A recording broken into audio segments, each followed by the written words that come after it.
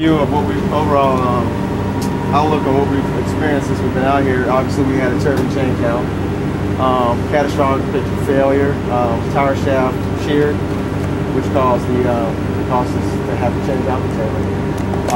On the port side, we've had a hot section inspection, which is pretty much next to changing out a turbine. Right. That's the highest level of maintenance. So our turbines right now are in probably the best shape they've been in years.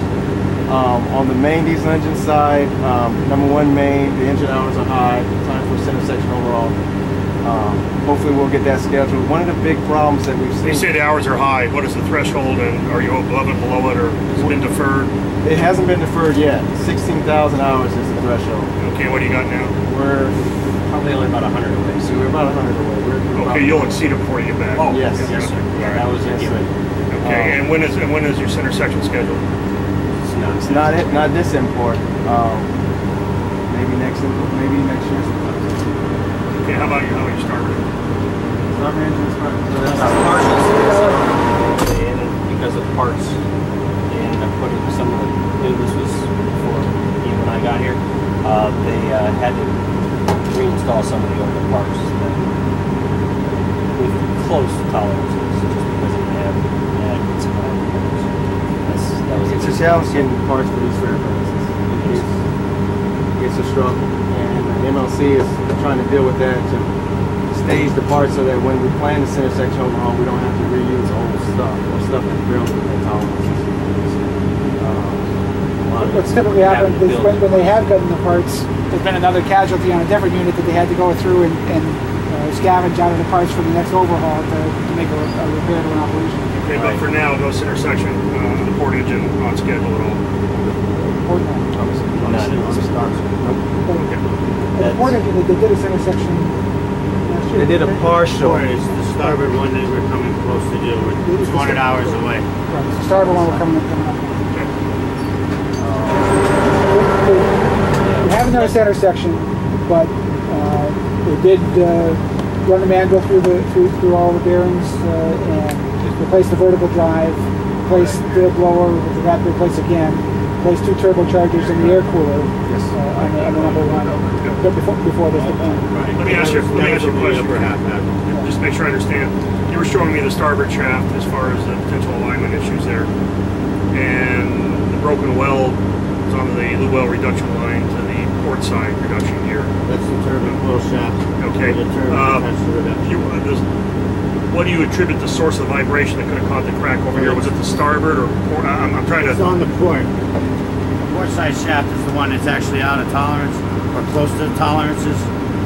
So, and also what the Master Chief Admin stated, that we may have 2 blades that are bent to propeller blades.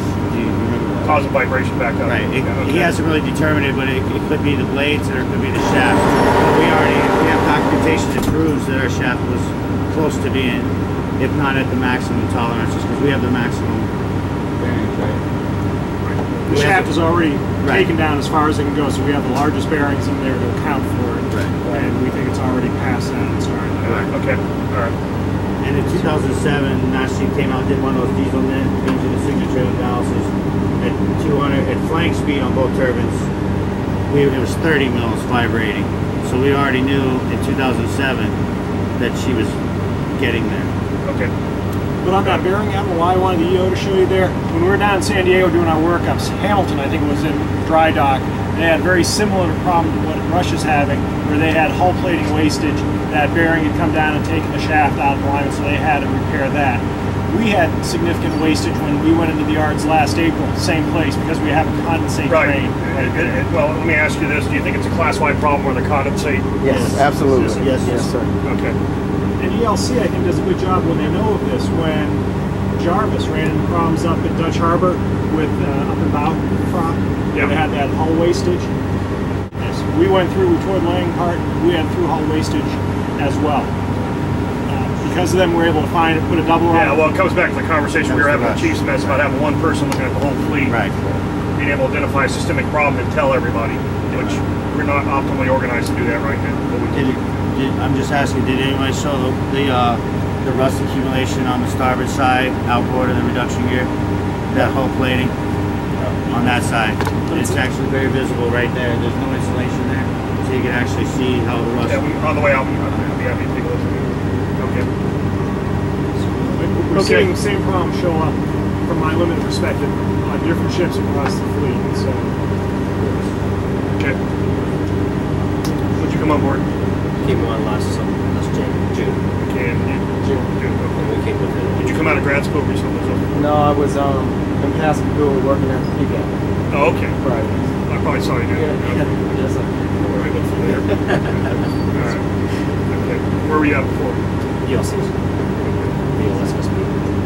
Yeah, we were talking to the chief's mess. We got to have one product line there. 378 subs across all of us. There's just no other way to run this fleet. Have you had a chance to look at the HEC sustainability memo that just came out? Actually, I saw a brief on it that went to the Vice Commandant. I testified for the House Appropriations Committee on Tuesday, and then I got on a plane and flew to Greece. I was asked specifically about extraordinary maintenance. I talked about the Galvin and the Dallas, and the fact we did a survey of the entire fleet. What we're trying to do now is basically move 40 money around so we can do what we need to do. Once we get through with the MEPs on the 110s and the MECs, I mean, it's not going to be perfect, but we'll be okay. And the issue is what I told the crew. I think we're going to have to spec out a MEP program, then it's got to be a case-by-case decision. The relevancy of your experience on this trip, the relevancy of what you're experiencing down here, be able to see that across the entire HEC fleet is extremely important. You need to keep talking to us. We are hearing it. The question is, what kind of flexibility do we have in our funding base to try and move the money around and do it? But this offers a premier example for us to say, because originally my concept was, and I think the concept generally at headquarters was, as new platforms came online with configuration, you can manage all of that, you bring them into the system, you start there. But I think we're finding out that with the condition of the legacy fleet, the only way you can optimally minimize these things is to bring them into the same thing too. And we may never recapture configuration control, but a common look at the condition of all the hulls and the maintenance issues, there still is enough value to doing that we've elected to just move it in. And that's where we'll be going in the next 6 months.